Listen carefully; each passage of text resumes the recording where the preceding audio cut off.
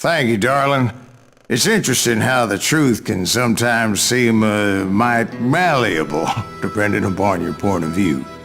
Like how those dime novels make you out to be something you're not? Jack, don't be starting trouble.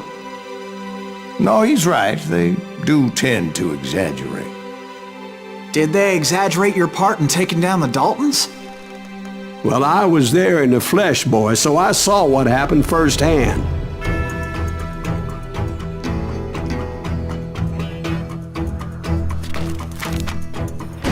Those Daltons were lawmen once, before they all went bad, robbing banks and trains clear across the territory. Until Coffeeville, of course. I was one of the citizens who took up arms that day. Fighting on the side of the right? I did my best, sir. We all did. It was early morning. One of my friends was a local gunsmith, and he handed out firearms to anybody who'd take one. You see, the Daltons got it in their heads to rob two banks at the same time. Two banks on the same damn street. Story was Bob Dalton's girl was always writing about how he had no ambition. Oh, you're nobody next to Jesse James, she'd say. Finally, the bastard took his brothers to Coffeeville just to shut her up. Well, the locals recognized the Daltons right off. Before they could get away, half the town took up arms to defend their property. Their first mistake was pulling a job in their own damn hometown. The boys grew up in Coffeeville, so everybody knew them. The bank teller tricked them, telling them the time lock on the safe wouldn't open till 9:30.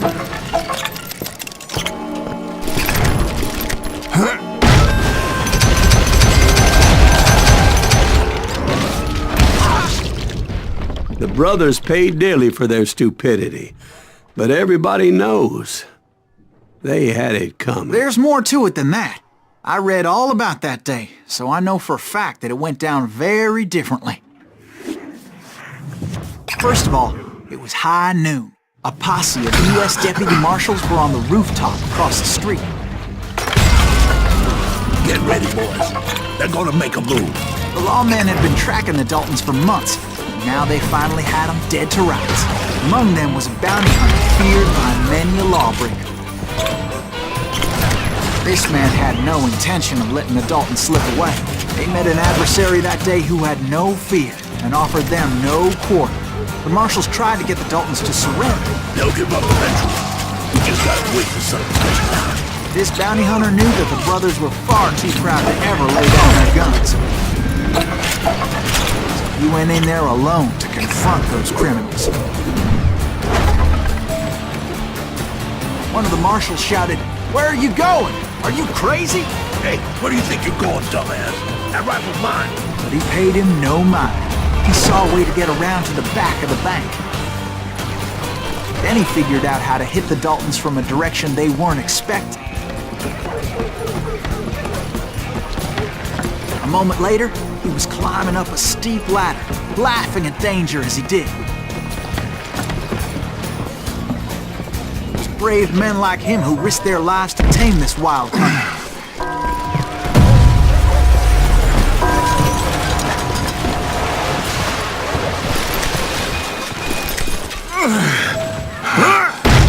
We've got company. Heroic men like him who did what other men Silas couldn't Greaves? or wouldn't. Shut up, bitch! Jim Bowie, Davy Crockett, died defending the Alamo.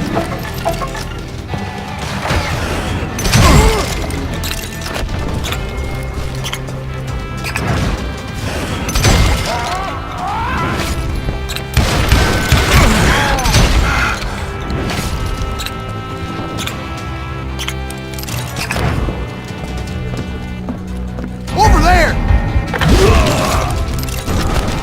That's Silas Greaves! What the hell?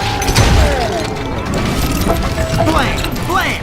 He came away victorious, taking down Stephen Dalton. His name was Silas Greaves, and when the dust finally settled, he was the last man standing. Sorry, kid, but that just wasn't the way it happened.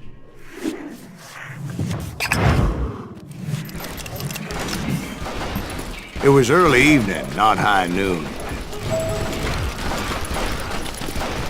The Daltons blew up a safe, and were all set to hightail it out of there. Those pathetic deputies surrounding the bank were dropping like flies. I'm ending you.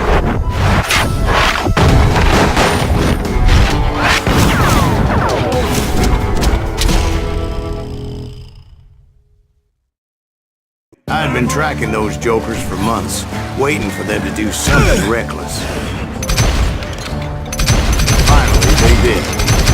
Those snoopered bastards decided to rob 2 banks at the same time in the same town where everybody knew them. But they still had friends in Coffeyville. You can't get me.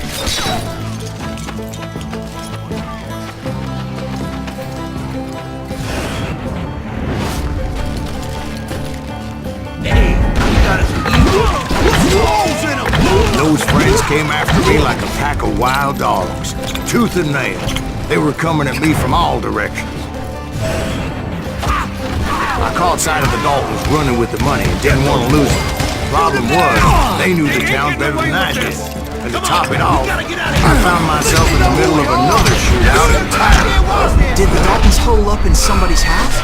No, it was the Smiths, I believe. They were cousins of the Daltons. And they were shooting at the Browns, who were shooting at the Daltons. Which wasn't any surprise, because those 2 families have been feuding forever. And since the Joneses are related to the Browns, they shot at the Smiths, pissing off the Heimhoffers, whose daughter recently married a Smith. Well, bullets were flying every which way as all the old feuds in Kansas caught fire all at once. There was a hell of a lot of pissed off people in Coffeyville that day.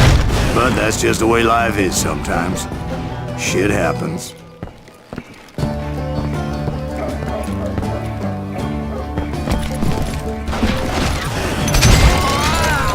The Dalton boys knew I would never give up.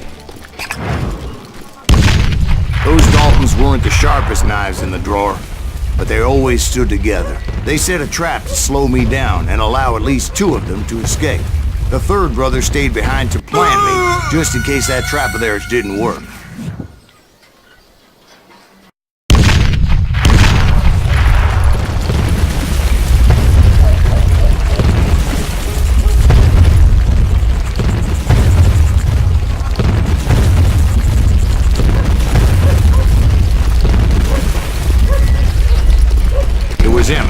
The youngest, and he decided to stand his ground and face me down. I ain't afraid of you, Silas Greaves.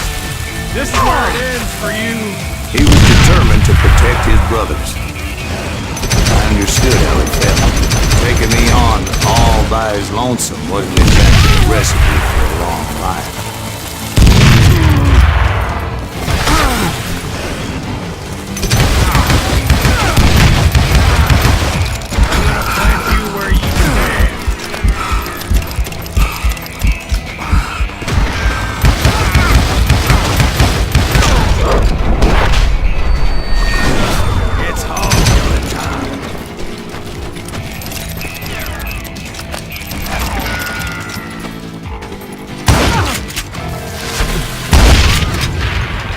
But Emmett Dalton survived the robbery in Coffeyville.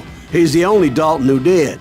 They say he was shot 23 times. Well, Dwight, who do you think put all those damn holes in him?